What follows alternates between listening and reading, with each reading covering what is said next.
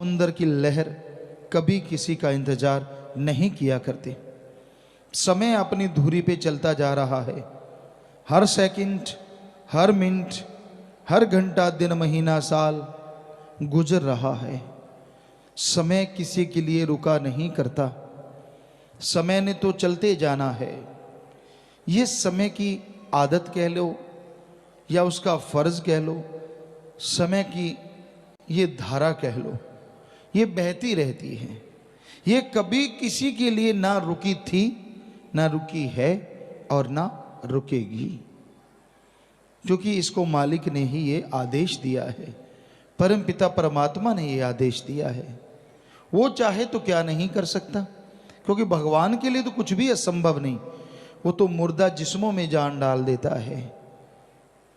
वो आदमी के भयानक से भयानक रोगों को सेकंड में खत्म कर देता है। ऐसे ऐसे लोग यहाँ मिले। जैसे एक यहाँ बहन आई, उसके पास कागजात थे, कैथल साइड से शायद, सत्संग में वो खड़ी हुई थी और उसने बताया एड्स डॉक्टर ने उसको बोला था, क्योंकि उसके पति को कुछ ऐसा पता नहीं कैसे था। तो ये भी बोला कि तेरे बच्चे को भी है, अगर तेरे बच्चा है तो आप वो उसको अबॉर्शन करवाओ।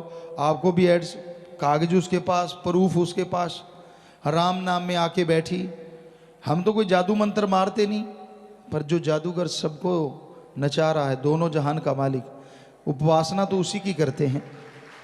ओम कहो अल्लाह सतगुरु मौला दाता रहबर, तो उसका नाम लेके प्रसाद दिया सबको कि जो बीमार है वही प्रसाद ले लो, सुमरण करो। बाकी जैसी आपकी भावना, असर तो वैसे ही होना है। तो उसको दृढ़ विश्वास, सुमरण किया, भावना अंदर। जब बच्चा हुआ, चेक करवाया तो उसको एड्स नहीं, खुद को चेक करवाया तो खुद को एड्स नहीं। कोई डॉक्टर नहीं मानेगा। यहाँ डॉक्टर साहबान बैठे हैं, कहीं बड़े से बड़े डॉक्टर से आप पूछवा लीजिए, उसके पास कागजात हैं पूरे सब कुछ, कि पहले उसे बताया गया कि तो एड्स की बीमारी है तुझे। तो जो लाइलाज बीमारी है दुनिया की निगाह में, जो जड़ से खत्म हो ही नहीं सकती, कैसे राम नाम से खत्म हो गई। हाँ, कदर नहीं। बेपरवाह जी ने भजन में लिखा है, कदर जाने ना जी, कदर जाने ना। इंसान कदर नहीं करता। सुमरन में तो बड़ी ताकत समाई है, सुमरन में तो बड़ी शक्ति है, पर अगर कोई कदर करे तो ना। संत नाम बताते हैं, मूल मंत्र बताते हैं उस ओंकार का, सुप्रीम पावर का, कि ये है मूल मंत्र, ये है वो शक्ति जिसके द्वारा आप परम शक्ति को जगा सकते हैं। आपके अंदर बड़ा ही जादुई, बड़ा ही मैजिक भरा पड़ा है। उस परम पिता परमात्मा ने बड़ा कुछ भरा। कई बार आपको कल्पना आती है, मैं ये बटन दबाऊं ये हो जाए, ऐसे उड़ जाऊं, ऐसे छुप जाऊं, किसी को नजर ना आऊं। क्योंकि बच्चे कई बार फिल्में देखते कुछ और देखते हैं तो वैसे ही हो जाते। यार काश रियल लाइफ में ऐसा हो वैसा हो। जी हाँ, ऐसा संभव है। कल्पनाएं कोरी नहीं होती। सुमरन करो, भक्ति इबादत करो। आप कहीं और बैठे और आपकी आत्मा कहाँ कहाँ की सैर नहीं कर सकती है। मालिक का नूर मालिक ने भेजा है, तो चाहे उस फकीर से सैकड़े हजारों किलोमीटर कोई दूर बैठा हो, तड़फे व्याकुल हो, तो मालिक नूरी स्वरूप में, उस रूप में जाके दर्शन उसे दे दिया करते हैं। तो आत्मा भी तो उस परमात्मा की अंश है। तो आप अगर सुमरण करो तो पता नहीं कहाँ से कहाँ पहुँच जाओ। डेड बॉडी टाइप शरीर यहीं रहेगा, थोड़े थोड़े श्वास चलते रहेंगे, लेकिन आप अपनी आत्मा के द्वारा, भक्ति के द्वारा खंडों ब्रह्मांडों को पार करेंगे। कैसे चंद्रमा, सूर्य, नक्षत्र, ग्रह, सबके पास तारे, बाजुमंडल को पार करते हुए इनके पास से यूं यूं यूं यूं अटखेलियां खेलते हुए आगे बढ़ जाएंगे। हर किसी की कल्पना होती है, कहीं जहाज पे चढ़ जाएं फर्स्ट टाइम, वो बादल नीचे, मैं ऊपर, कमाल होगी, ये वो फला होता है। नहीं नहीं, हर किसी को होता है। क्या होगा, देखो भाई, इधर देख तू उधर देख। वास्तव में आपको ये लगेगा कि आप उड़ रहे हैं, और क्या सूरज के पास से जा रहे हैं, और कोई जहाज रॉकेट वहां पहुंचा नहीं है। सो कितनी हैरानीजनक बात है ना, कि आप बिल्कुल उसके पास चले जाएंगे, पास से निकल जाएंगे, उसको देखते हुए निकल जाएंगे। क्योंकि उस समय आत्मा की जब चढ़ाई होती है तो उसमें सुमरण के द्वारा इतनी शक्ति होती है कि एक सूरज जितना प्रकाश तो उसी टाइम हो जाता है, और चढ़ाई चढ़ते चढ़ते 3 सूरजों का प्रकाश एक आत्मा में होता है।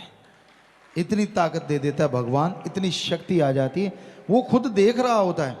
और जैसे ही सूरज के पास से निकलता, बताओ अब जिसके पास खुद की इतनी प्रकाश हो उसके सामने दूसरे प्रकाश, ये बड़ा बल्ब है, इसके सामने जीरो का जगा दो, जीरो का कोई वैल्यू होगी? आप खुद बताइए। 1000 वाट का लाइट जल रही है, जीरो वाला तो बेचारा वैसे ही, तो सूरज जीरो ही हो जाता है जब 3 सूरजों का प्रकाश पास से गुजरता है।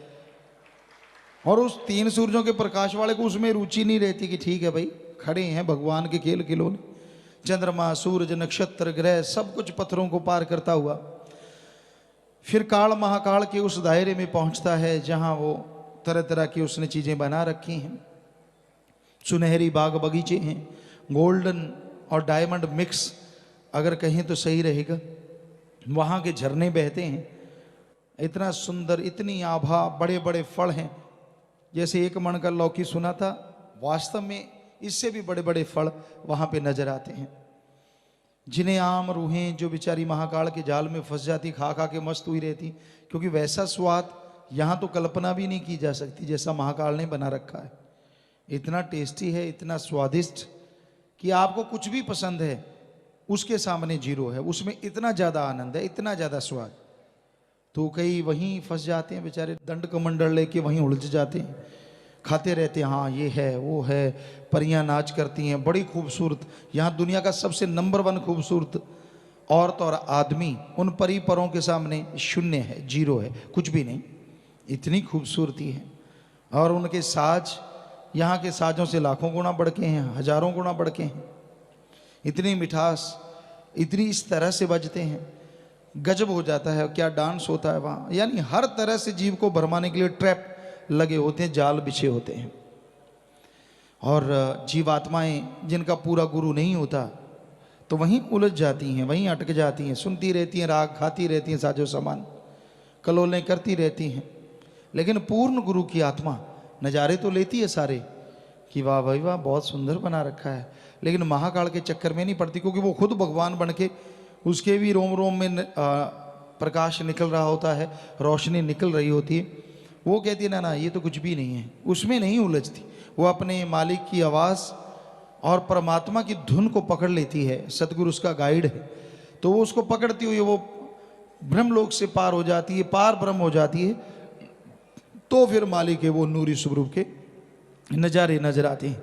लेकिन जैसे महाकाल की हद को पार करती है तो एकदम चढ़ाई उतराई आती है, ताकि आत्मा घबरा जाए कि भाई हाँ ठीक है, आप तो पीछे ठीक थे, कितने नज़ारे थे वहाँ, कितना खूबसूरत बाग था, कितने बड़े बड़े फल थे, परी परियां नाच कर रहे थे, यार क्यों आ गए एकदम ऐसी, पता नहीं लाखों किलोमीटर लंबाई चौड़ाई के हिसाब से गिरावट, अंधेरा, लेकिन जो जिसमें खुद में प्रकाश हो जाए तो वो आत्मा बढ़ती जाती है और सारा खंड ब्रह्मांड त्रिलोकियाँ या सुई के नक्के के समान हो जाती हैं। वहाँ से आत्मा जब उसको फाड़ के बाहर आती है तो फिर मालिक के नूरी स्वरूप के वो दर्शन होते हैं जिसके सामने काल महाकाल जीरो हो जाता है। ऐसा नशा आने लगता है देख देख के, ऐसी मस्ती आने लगती है जिसका लिख बोल के तो वर्णन हो ही नहीं। देखेंगे अरे अरे यही तो फर्क है, सूरज का प्रकाश में अल्ट्रा वायलेट किरणें या और किरणें या जो भी कुछ है, पराबैंगनी किरणें जिन्हें कहा जाता है, तो हो सकता है वो जला देती हैं, बुरा हाल कर देती हैं, आंखों पे, चमड़ी पे, हर जगह असर दिखाती हैं। लेकिन मालिक की जो किरणें हैं वो तो इतनी नशा देने वाली हैं, इतनी लज्जत, इतना स्वाद आता है कि आदमी एक बार उसे चख ले बस फिर जी नहीं करता किसी और तरफ देखने को। बड़ा मजा है, बड़ी लज्जत, बड़ा स्वाद। तो इसलिए जीव उसे देखता रहता है। और ज्यों ज्यों भक्ति बढ़ती जाती है, आगे स्टेजेस आते जाते हैं, यहाँ जिसने ज़्यादा सुमन किया, वचनों को ज़्यादा माना, अमल किया, परमार्थ किया, वो त्यों त्यों आगे बढ़ते जाते हैं। फिर उस मालिक के नूरी स्वरूप के नज़ारे, लज्जतें, खुशियाँ, परमानंद अरबों गुना बढ़ता चला जाता है। तो भाई इसलिए हम यहाँ पुकारते हैं सुमरण करो। जो गलतियाँ करते हैं, जो वचन मानते नहीं, अहंकार में, हेंकड़ी में, काम वासना में, क्रोध लोभ मोह में, जो हर टाइम तिल मिलाए रहते हैं, बुरा हश्र रहता है, उनको फिर रूहानी मंडलों पे सजा मिलती है। उन लाखों जोजन, लाखों किलोमीटर या मीटर कहें या माइल्स कहें, उनमें जहाँ बहुत अंधकार है, जो अंधकार से डरते हैं उनको मालूम है अंधकार कितना खतरनाक होता है। जो अंधकार से नहीं डरते उनका तो क्या कहना। तो भाई वहां उनको छोड़ दिया जाता है, आत्मा को उसकी लाइट ऑफ कर दी जाती है। चारों तरफ अंधकार, यानी जिस भी बात से आपको भय लगता है, कहीं अंधकार से नहीं डरते, छिपकली से डरते हैं, कोई चूहे से डरता है, कोई किसी चीज़ से, कोई किसी चीज़ जिससे भी आपका मतलब बुरा हाल हो जाता है, फोबिया कहते हैं या कुछ भी कह लीजिए, आपका बुरा हशर हो जाता है, तो वैसी चीज़ों में आपको छोड़ दिया जाता है, ले बेटा आजा। बस फिर ना कोई सुनने वाला, ना कोई पूछना, जा तो नाम जप ले, जैसे आँख खोलेगा सारा सामान तैयार है, फिर तो तड़ातड़ सुमरण चलता है। फिर तो कहता हो, और यहाँ कुछ मिनटों का और वहाँ सालों का इतना फर्क है, तो क्यों नहीं यहाँ सिमरण करते। संतों की बात यकीन नहीं ना आता, यकीन आता ही नहीं आदमी को संतों की बात पे। कई बार रोका ये काम ना कर लेता है, चोट पड़ती है, दुखी होता है, बीमार होता है, तब मानता, हाँ यार रोका तो था, मैं ही नहीं मानना, अब सॉरी को चाट ले, क्योंकि जो कर्म है वो तो भोगने पड़ रहे हैं ना, करता रहे सॉरी। जब कहा तब तो मानना नहीं, और जब पड़ी लाठी फिर सॉरी कर चाहे चोरी कर, तब तो भाई हो गया काम। सो अच्छा है यहाँ सुमन कर लो, छोड़ दो हेकड़ियाँ, छोड़ दो बुरे कर्म, कुछ नहीं पड़ा इनमें, मत बनो चतुर चालाक। वो इतना भोला नहीं, उसको सब नॉलेज है, सारा ज्ञान है, और वो किसी आदमियों के लिए नहीं, उसका तो सबके अंदर ध्यान है, किसी के कहने से, किसी के बताने से नहीं होता, वो तो सबके अंदर, उसके कैमरे कह लो, ऑडियो वीडियो फिट है, माइक लगे हुए हैं आपके अंदर लगे हैं, बाहर नहीं। आप जो सोचते हो वो भी उसके वहाँ पहुँच जाता है, वो भी वॉइस बन जाती है, और उस माइक के द्वारा भगवान के पास रिकॉर्ड हो जाती है। जो आप करते हो, करने की सोचते हो, वो भी एक तरह की रिकॉर्डिंग होती है। जो करते हो वो तो 100% रिकॉर्डिंग आपको दिखाई जाती है, लेकिन जो सोचते हो उसकी भी रिकॉर्डिंग होती है। और जब उस गंदी सोच को छोड़ देते हो, वो रिकॉर्डिंग साथ के साथ डिलीट होती रहती है कि भाई हाँ, क्योंकि आज साइंस का युग है, आपको उस कंप्यूटर के अंदाज में समझाना चाहेंगे ताकि आपके भेजे में घुसे कि वहाँ क्या क्या हो रहा है। यहाँ आप इतनी तरक्की कर रहे हैं, इतना कुछ कर रहे हैं, तो जिस भगवान ने आपको बनाया उसके पास कितनी तरक्की होगी साइंस की, जरा सोचिए, कितनी बुलंदियों पे होगा वो। आप तो उसके पास पहुंचना तो दूर, सोच भी नहीं सकते। तो आपके ख्यालों में जो आता है ऑडियो वीडियो, उसका वहाँ रिकॉर्डिंग एक ट्रैक पे होता रहता है, और आप वचन मान लेते हैं, संतों की, फकीरों की विचारों की सुन लेते हैं। फकीर रोज कुरलाते हैं, मान ले रे भाई मान ले। परमपिता जी ने एक शेर लिखा है, मान ले तेरे भले की कहूँ। तो संत तो कहते रहते, कई होते सज्जन जाग जाते हैं कि हाँ यार संत इतने कुरला रहे हैं, माथा पच्ची करते हैं, अपने लिए करते हैं, चलो सुन के मान लेते हैं, हर्ज क्या है इसमें, काहे की बेइज्जती। तो उनका उस ट्रैक में की गई रिकॉर्डिंग, जो थॉट थे, जो विचार थे, तो जैसे आपने संतों की सुन ली, सुमन कर लिया और उसको छोड़ दिया कि ठीक है मैं ये कर्म कभी नहीं करूँगा, तो वहाँ डिलीट हो जाता है, लेकिन ट्रैक पड़ा रहता है अलग से, क्योंकि कहीं आपका फिर वो विचार जागे तो फिर से वो रिकॉर्ड हो जाता है, लाइव रिकॉर्ड है। इस रिकॉर्डिंग में आप मान लीजिए आप हमारी कोई सीडी देखते, तो ऐसा नहीं है कि आप बात कर लेंगे, किसी भी सीडी देखते हैं सॉन्ग की या किसी चीज़ की, जो उसने उस समय एक्टिंग की है या रिकॉर्डिंग जो हो चुकी, आप उससे सीधे बात नहीं कर सकते। बस मालिक की रिकॉर्डिंग में यही फ़र्क है, उसकी रिकॉर्डिंग ऐसी है कि आपको दिखाएंगे, जब तेरे से बात भी करेंगे, ए तू ये कर रहा है ना, तो तू इस बारे में अचेत होगा कि तेरे से मालिक पूछ रहा है, तेरी रिकॉर्डिंग में तू बोलेगा कि मैं कर रहा हूँ, ये कर रहा हूँ, वो कर रहा हूँ, मुकरेगा कैसे। ये वीडियो ही ऐसी है, ये वाली तो अगला कह देगा डरा धमका के करवाई है, वो तो सामने बोलेगा ताड़ ताड़ कि ऐसा है ऐसा है। तो ये 100% चित्रगुप्त कह लें हिंदू धर्म में, या उसका कोई भी नाम दे दें, कैमरा मैन या जो मर्जी, ऑडियो वीडियो डायरेक्टर कह लें या उसको मैनेजर कह, जो मर्जी, वो सारा आपका हो रहा है। कब उतार चढ़ाव आता है उसके ग्राफ बनते जा रहे हैं, राम की तरफ कब और नीचे की तरफ कब, सारे ग्राफ वहाँ मौजूद हैं। तो इतना ऐसे थोड़ा ही है जो आप उसको बुद्धू बना दो, ऐसे नहीं होता। वो सब जानता है कि आप दिखते क्या हैं और अंदर में आप क्या हैं। लिफाफा कितना सुंदर है, कितना बद्धा है, ये मालिक जानता है, उसको सब मालूम है, सबका मालूम है। इसलिए भाई डरो उस भयावह स्थिति से जब आपको सजा भोगनी पड़ेगी। कितने एक पैरे थे कोते, वाकई वहाँ ही है, ये तो होगा ही, आप जन्म मरण में तो नहीं जाओगे, पर जो सजाएं हैं, तौबा तौबा, वहाँ की सजाएं सालों में हैं। यहाँ मिनटों में काम चल जाता है, वहाँ सालों में है। यहाँ तौबा कर लो, फ़कीरों ने जब कह दिया बेटा माफ़ है, सुमन कर लो, आगे से वो चीज़ ना करो। पर ये थोड़ा ही, हमने देखा है कई सज्जन करते हैं, तौबा कर ली फिर लग गई, तौबा कर ली फिर नहीं, ऐसा ना करो, वो तो आपके गुनाहों का बोझ बढ़ता ही जा रहा है। तो आदमी को वचनों पे अमल करना चाहिए, वचन मानना चाहिए, वचन मान के उस पर चलना चाहिए, तभी रहमो करम हासिल होता है, तभी खुशियाँ मिलती हैं और तभी सब कुछ खत्म होता है। जैसे आपके पिछले जन्मों का भी वहाँ रिकॉर्ड है, आपको ये पाप कर्म भोगने हैं, बिल्कुल एक एक सेकंड का हिसाब किताब है उधर, हर किसी का पर्सनली खाता है। तो आप सुमरण करते हैं, भक्ति इबादत करते हैं, तो वो डिलीट मार देते हैं कि भाई इसके इतने कर्मों में तो मारो डिलीट, बस एक बटन दबाया सब साफ। कितना आसान है ना, डिलीट करने के लिए बटन दबाया, पर बटन आप भी दबाओ तभी दबेगा ना। सुमरण करो, वचनों पे रहो, भक्ति करो, छोड़ दो मटर गश्तियाँ, छोड़ दो शातराना चालें, क्योंकि एडा भोला खसम नहीं ਜਿਹੜਾ मगर चलित्र ना जाने, ਇਹਦੇ घर विच ओहियो बस सकती ਜਿਹੜੀ सब चतराइयाँ भुल जावे। सब जानता है वो, हम तो कुछ भी नहीं, हम तो फ़कीर है भाई, हम तो कोई जानी जान नहीं है। वो हमारा सतगुरु मौला सब जानी जान है, वो कहलवा देता है, हम कह देते हैं। अब कोई सोच के नहीं आए थे, कोई प्लानिंग करके नहीं आते कि जाके सत्संग में क्या बोलना है। ये तो मेरा मौला दाता रहबर है, वही सब कुछ करवाता है। कई होते हैं ना आजकल कंप्यूटरों में, हमें बच्चों ने दिखाए, तो उसमें वो कंप्यूटर में कोई बिल्ली सी है या कुछ है, जैसा आप बोलते हो यूँ सुन के फिर वैसे ही बोलती है। ऐसे कई सॉफ्टवेयर से हैं छोटे छोटे। तो भाई ऐसा जैसा सतगुरु देख लेता है हमसे, वो वही बुलाता है। हम तो एक माइक की तरह हैं, ये बेचारा क्या बोलेगा, हम बोल रहे हैं तो ये बोल रहा है। तो वैसे ही सतगुरु मौला जो बुलवाता है हम बोल देते हैं।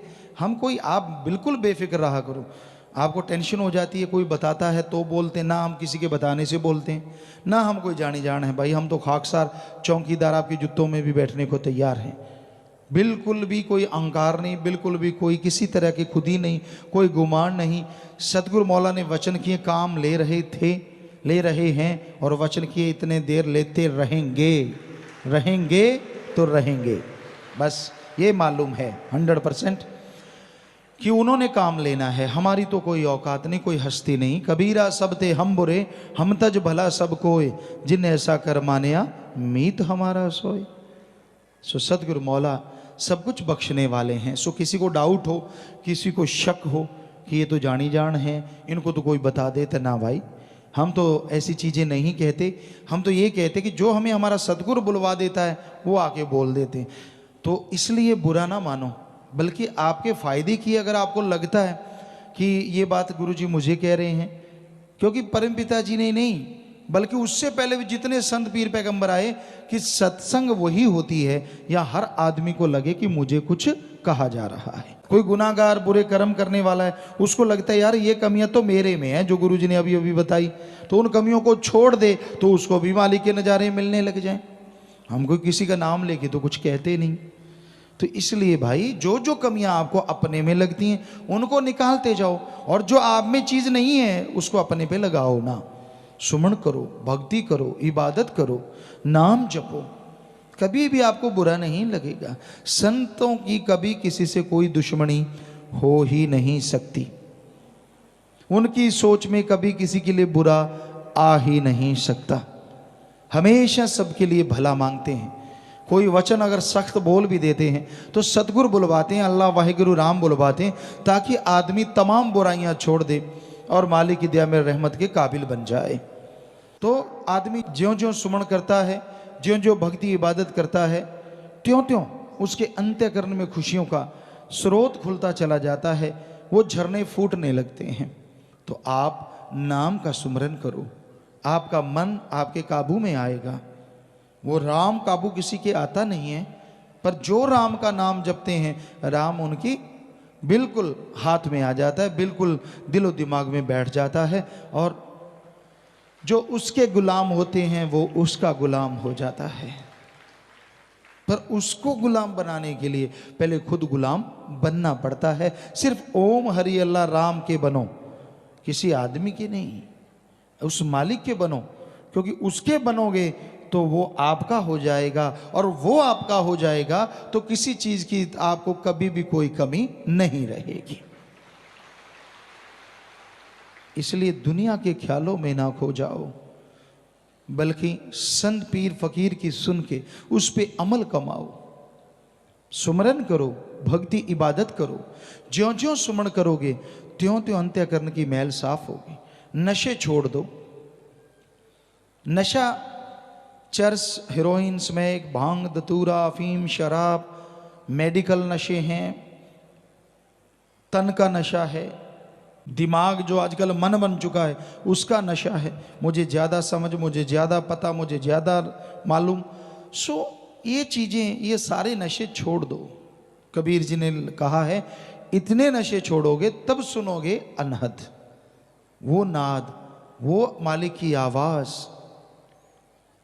जो बड़ी ही सुरीली है, जो बड़ी ही रूह को ताकत देने वाली है, पावर देने वाली है।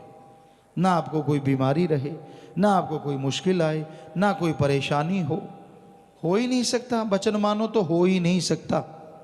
कोई टेंशन, कोई पेट दर्द, सिर दर्द, दिमाग दर्द और बॉडी दर्द, कोई भयानक बीमारियां, किसी भी तरह का कुछ भी नहीं रहता अगर सुमरन जोर से किया जाए।